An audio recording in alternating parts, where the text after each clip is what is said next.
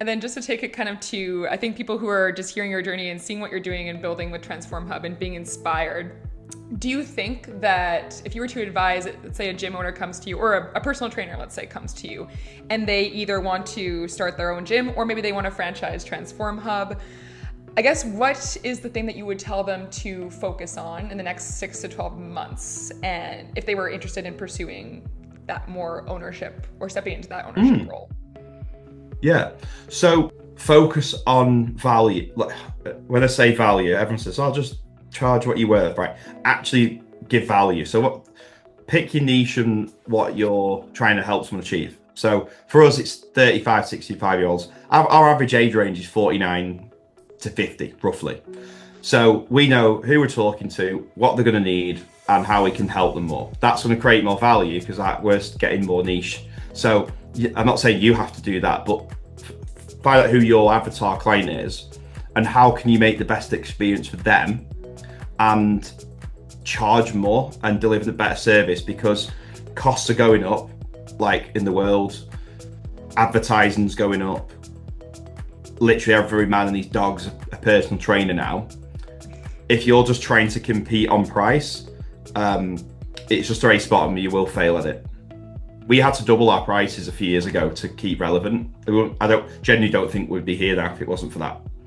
I never say never, but I couldn't see another way around it, right? And charge more and have less people. You've got less stress.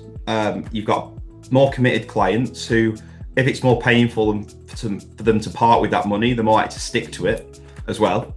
And I think you'll feel more valued and you'll be able to help more people. If you're like a PT or an online coach, or it's all the same, it's no different if it's brick and mortar, in person, online. It's just about making sure the client, you're actually helping them get what they want. Just listen to what they're saying and provide an outcome for them and show them that hope, because they've been let down by everyone else probably, or they've not, but then they have a good coach that's inconsistent. Just be consistent and do things quicker than you say you're going to do it, and it's that'll beat 99% of coaches if you want to do well. That's what I've learned. Yeah. Oh, just great. Follow through with what you say you're going to do. Follow through and consistency. It's the same as with fitness, right? You know, stick to the plan. Yeah. Have a plan. And be honest. Like if someone says, like cheerleading coach, and you're smashing it. What are you smashing?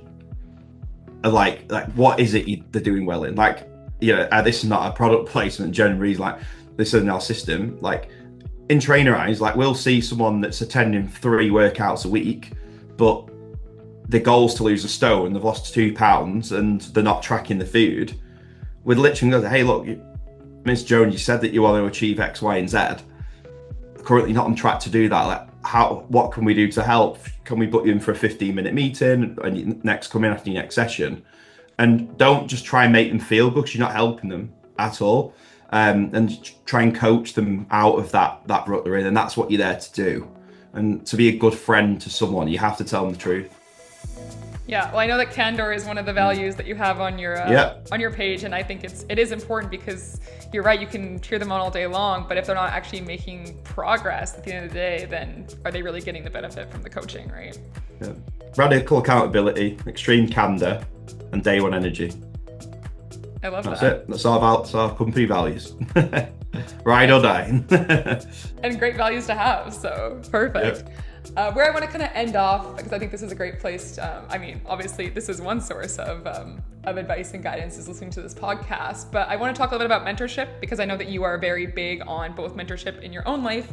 You've worked with like Alex Hormozy, and it's kind of going back in the archives on your social media a little bit. But I know that's one of the things that you give as part of your franchise model too, is when somebody signs on to start a franchise, that mentorship part is a piece of that's included with the package. Is that correct?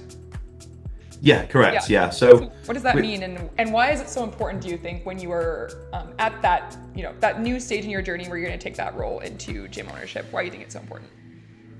Because what I realize is that you can give everyone something, all the information they can ever need, and they still want to action it. Like that's why we used to really worry about the info we gave out to potential new franchise and things, like, because they might steal it, another gym owner might do it, and there's having the info and there's one thing executed, it's two different things. So the mentorship just keeps, like, people's emotions are up and down. You've a new franchise that's coming in, that's put the life savings in, is going to be a lot more stressed than someone that's on 200 members and coasting is the wrong word because they all work hard, but they understand it, they know what to expect. So everyone's in a different stage journey, and a good coach, you can't solve everything for them. You just nudge them in the right direction, let them make a few mistakes, but show them how they learn it and just keep them level. And that's a job of a good coach, is just to say, look, you're on track, you're not. Like, you might have had run 3 consultations you didn't sell, and you might feel like you're rubbish at selling, but the 6 before that you might have sold, and it's just average. It's like, no, on the whole, you're doing great. And it's just little nudges like that, and keeping them, I wouldn't say motivated's the word, it's keeping them just consistent and them understanding. And by keeping them consistent, the motivation just comes itself. You don't have to try and G them up. It just happens because you're just talking about it and setting small 1 or 2 actions every 2 weeks. That's all it needs. Like, it doesn't, once someone's trained up at a basic level, and the same for a client just starting out on the nutrition journey or the fitness journey, they just need 1 or 2 easy actions a week that's going to give them the biggest result. And over time, if you just do 1 a week, you got 52 new things you've done really well over a year.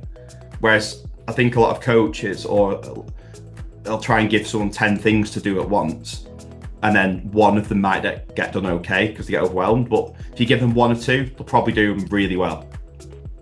And that's, as a business owner, you need that security and someone to lean on, which I didn't have when I started as a gym owner.